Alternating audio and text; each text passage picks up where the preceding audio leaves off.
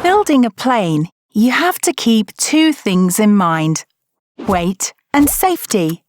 The lighter a plane is, the further it can go. So every gram helps. But if you stripped everything away, it wouldn't be very safe now, would it?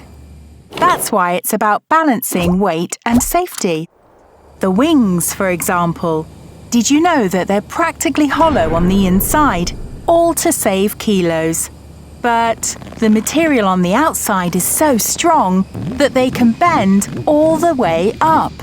So when you see wings wobble a bit, don't worry, they can take it.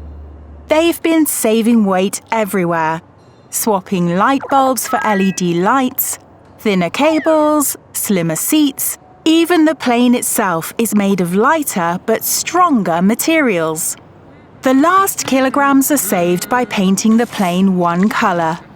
Every extra colour can weigh up to 500 kilos. That's the same as 6 people. Then they make sure that the plane is safe.